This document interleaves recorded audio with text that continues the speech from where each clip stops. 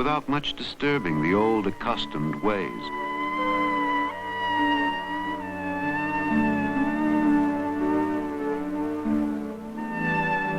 The atmosphere has changed.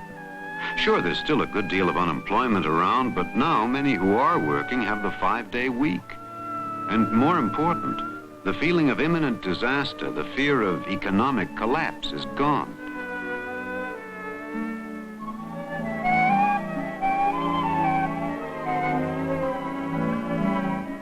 There's always plenty to talk about in the 30s, and not all of it economic or political by any means.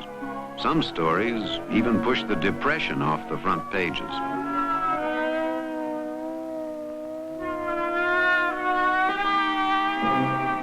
They're queuing up by the hundreds at the courthouse in Flemington, New Jersey, where the all-American hero of the 1920s has become the tragic figure of the 30s. Charles A. Lindbergh, the Lone Eagle. Lucky Lindy. His wife, Anne, and the kidnapped killer of their son, Bruno Hauptmann. Once a German machine gunner and now on trial for his life in a drama whose unfolding has shocked and fascinated America and the world. The crime of the century.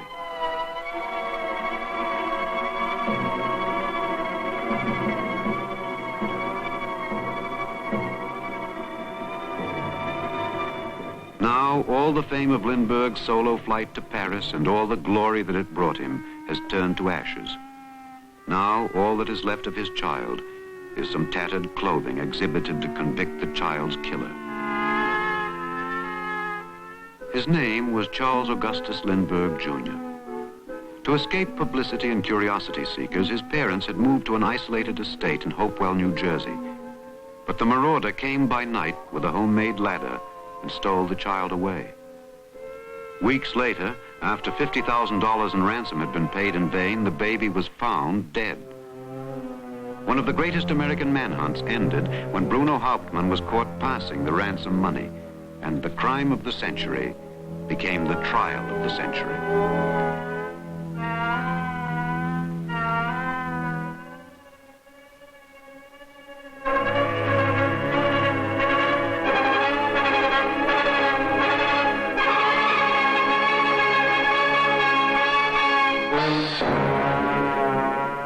The Death House at Trenton, April 1936. The National Broadcasting Company presents a special bulletin from the Press Radio News. Trenton, New Jersey. Bruno Richard Hauptmann was electrocuted at 8:47 tonight for the murder of the Lindbergh baby. News, comedy, music. The golden age of radio. But, Mr. Allen, it isn't a thing. This is an old friend of yours from the days of vaudeville. If it's Otto the trained seal, throw him a fish and tell him I'm busy. Now, wait a minute, Fred. If you'll just take your nose, that one you used to talk through, out of that microphone,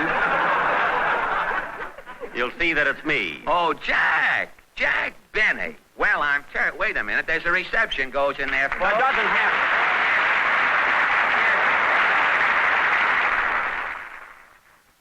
To hear another concert with the NBC Symphony Orchestra under its celebrated conductor, Arturo Toscanini.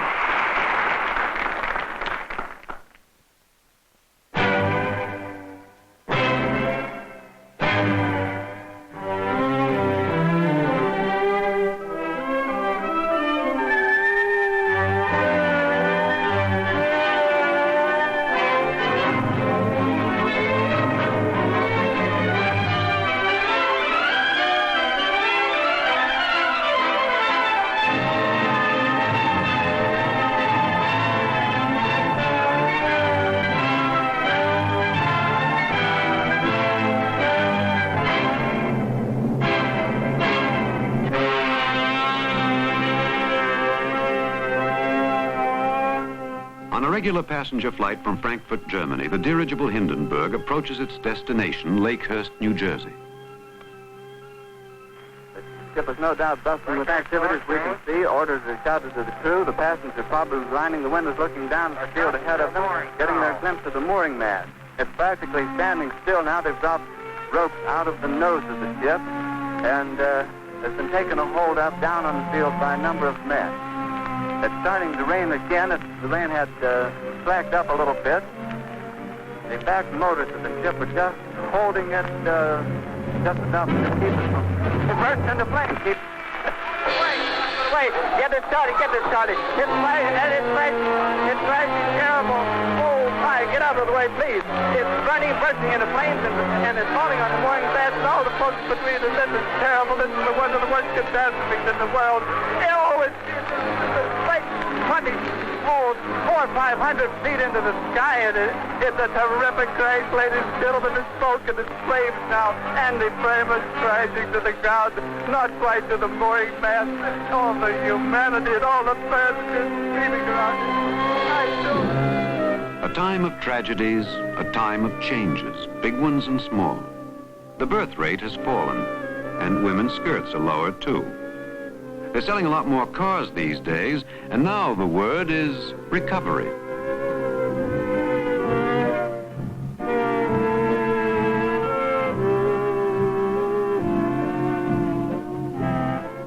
Noontime is still lunchtime. But Americans, absorbed in what is happening in their own country, to their own lives, begin to catch distant rumbles from beyond their borders. The world begins to press in on them as they go their familiar ways. Say, that's some story coming out of England. In England, too, crisis and change. The legendary Prince of Wales, who became Edward VIII, has abdicated. The crown that custom and tradition forced him to reject for the love of a twice-divorced American woman is passing to his younger brother, the Duke of York. Now there is a new king. The empire, shaken and split by the abdication, closes ranks behind. Long live the king.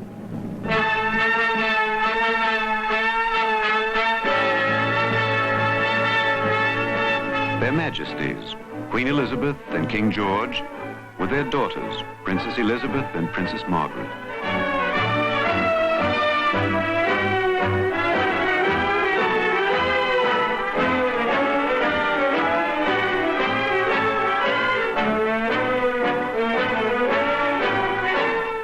A month later, at a villa in France, Edward, now Duke of Windsor, marries Wallace Warfield Simpson of Baltimore. In his abdication speech, he said, "I have found it impossible to discharge my duties as king as I should wish to do without the help and support of the woman I love." What the American journalist H.L. Mencken calls the greatest story since the resurrection is over.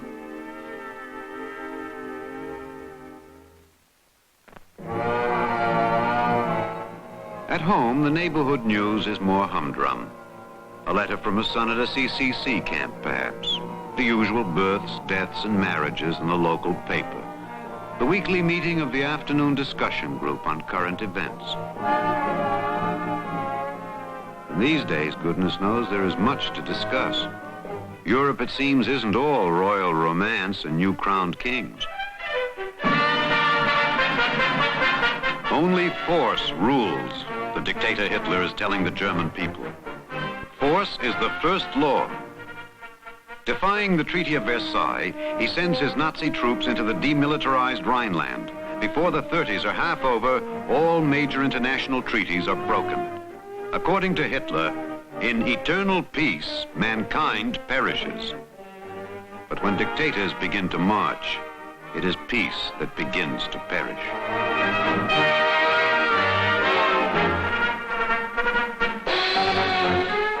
We have buried the putrid corpse of liberty, the dictator Mussolini tells the Italian people. And he says, war alone puts the stamp of nobility upon the peoples who have the courage to face it.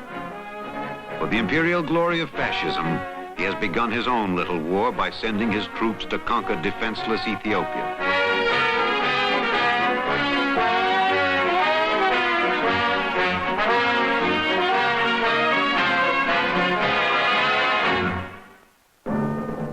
To Geneva, Haile Selassie of Ethiopia, his country overrun, his people bombed and gassed, to address the League of Nations.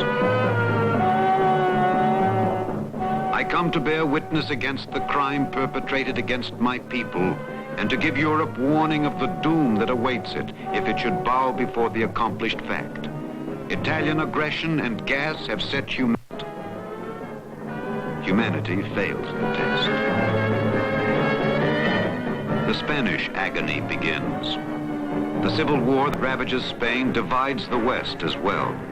Some see in General Franco's revolt a crusade against godless communism. Others see in it only the spread of fascism and dictatorship. On Franco's side, Nazi bombers and Italian troops. On the Republican side, Red volunteers and Soviet support. In between, the Spanish people.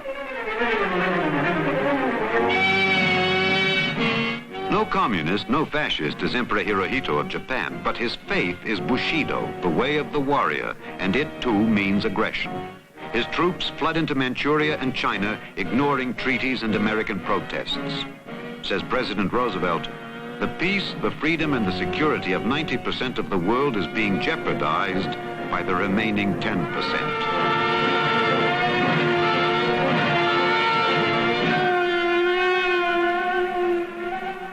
A United States gunboat, the Panay, is attacked without cause or warning while on patrol on the Yangtze River. A sneak attack from the air. 2 American sailors die and more are wounded. But the Japanese apologize, and stateside reaction to the incident is mild. What was it that Philadelphia newspaper said when Japanese aggression began? The American people don't give a hoot in a rain barrel who controls North China. Here's how. Isn't this a lovely party? I finally finished Gone with the Wind. Have you seen the headlines? Maybe the communists are right at that. At least they want a united front against aggression. Yes, all we do is compromise and retreat. That's because Roosevelt is a fascist. Nonsense, he's a red. What's going to happen next? We don't know. We can't say. We're wondering. Oh well, the world will keep until tomorrow. It's supper time.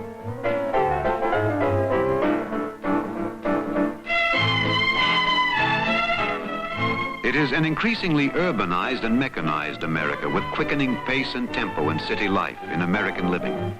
It's a fast buck, try anything time, and millions give the Irish sweepstakes a whirl. And if you don't hit, there's always bank night at the movies.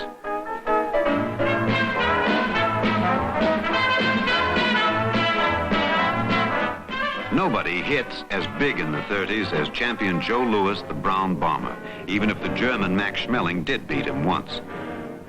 Louis may not know it, says Schmeling of their return bout, but deep down inside, he's afraid of me. Louis replies in round 1.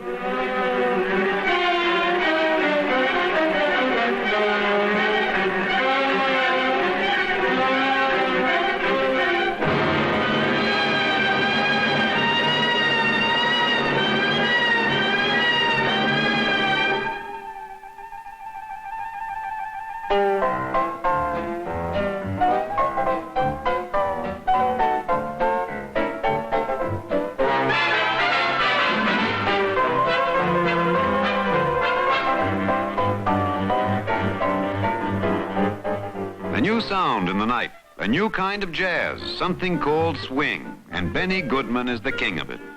It starts in the dance joints, jams the theaters, even raises the roof at classical Carnegie Hall. And with it comes a new breed of flaming youth, the jitterbug.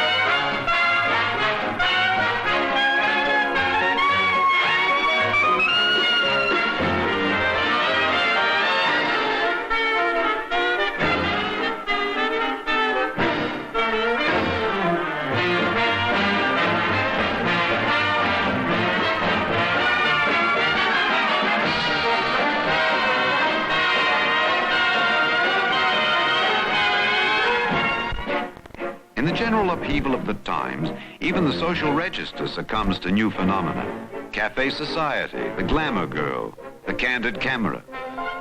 Those who have it spend it now that the panic seems to be past and a little boom seems to be on. They're saying you can't take it with you, so wake up and live.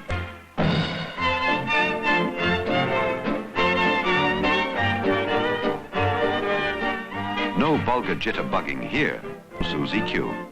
But any evening, any day, you'll find us all doing the Lambeth Walk. Hoy.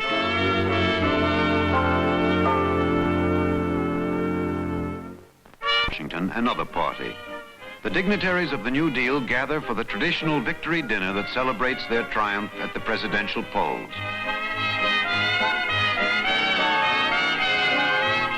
If Franklin Roosevelt's first term began at a time of crisis for the country, his second begins at a time of crisis for the New Deal.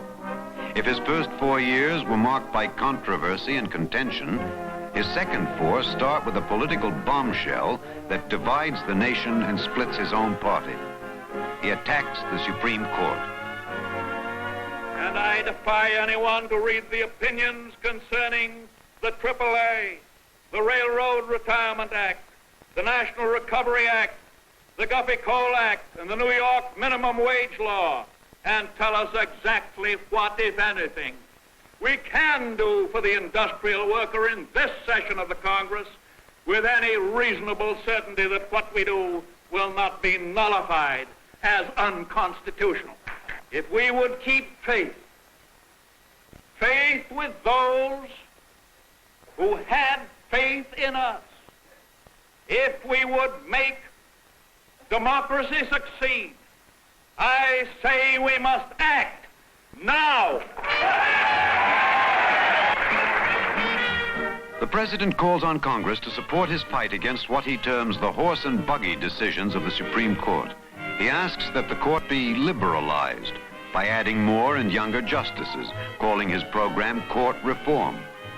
But opponents denounce it as court packing. And Roosevelt suffers a jolting setback when his plan is decisively rejected. The New Deal honeymoon is over. But another major New Deal measure sponsored by Senator Robert Wagner of New York is unexpectedly approved by the Supreme Court, and new life is given to the American labor movement.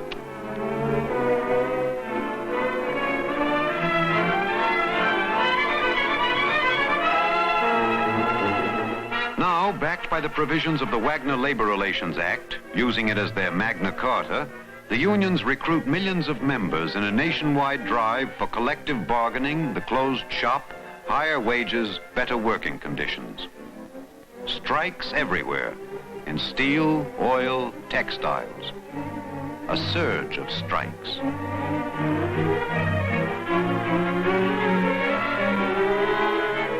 And a new kind of strike as well. Workers refuse to leave the automobile plants and hold them like fortresses, chanting, "When the boss won't talk, don't take a walk, sit down, sit down."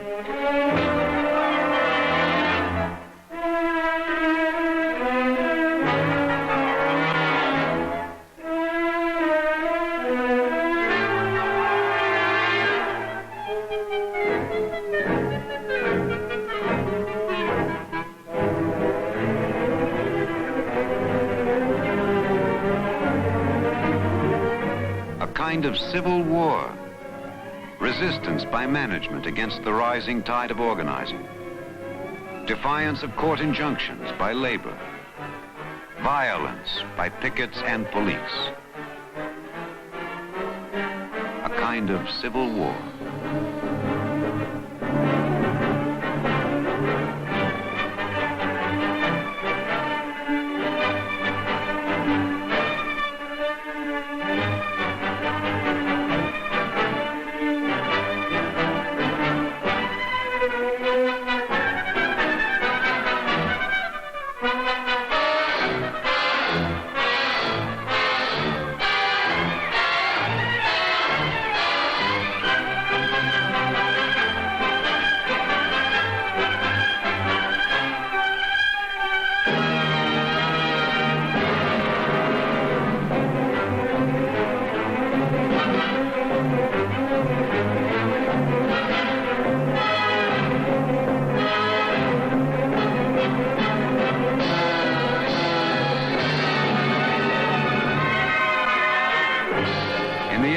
a victory for union recognition and collective bargaining.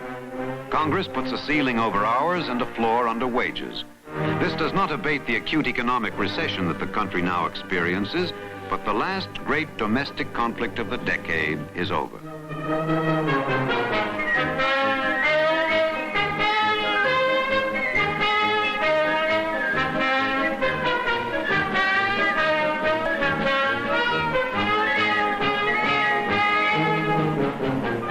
Other parades in the 30s.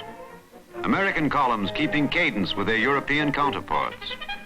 Here in the United States, the German-American Bund openly imitates the strut and slogans of the Nazi stormtroops. In the march of the totalitarians, in the spread of fascism and the lure of communism, some Americans see the wave of the future.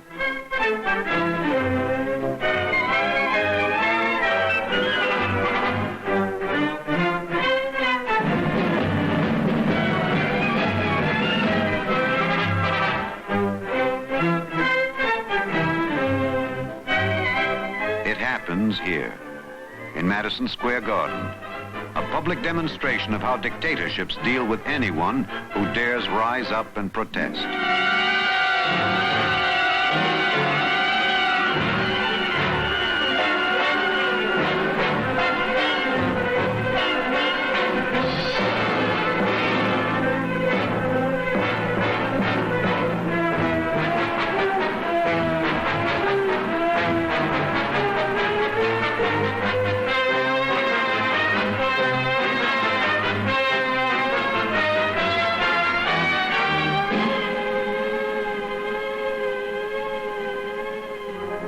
If there are those who would destroy democracy, there are also those who will defend it. For the first time in history, the King and Queen of England visit the United States, and Secretary of State Cordell Hull greets them in Washington. Their visit is an act of Anglo-American friendship. And goodwill is growing scarce in the world. Friendships are rare. Germany has overrun Austria and Czechoslovakia. Italy has invaded Albania. Japan is extending her aggression in China. The year is 1939. The month is June. There is still time for a brief moment of joyous pomp and pageantry in a sullen world girding for war.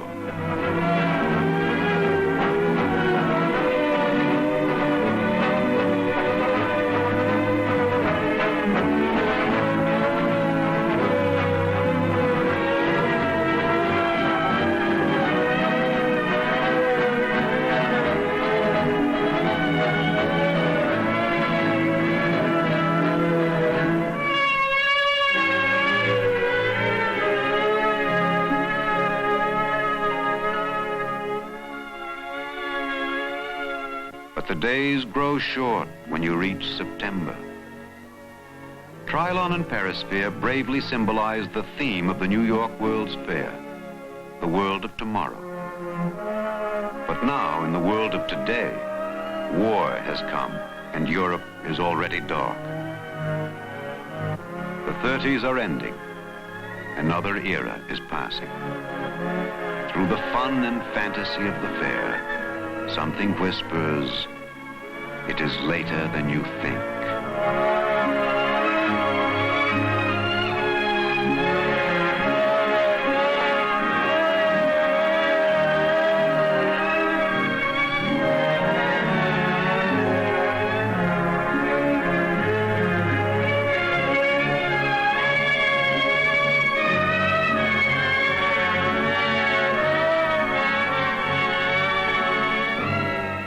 The President has said, many voices are heard as we face a great decision.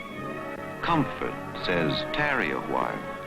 Opportunism says, this is a good spot. Timidity asks, how difficult is the road ahead? Shall we pause now and turn our back upon the road that lies ahead? Shall we call this the promised land? Or shall we continue on our way?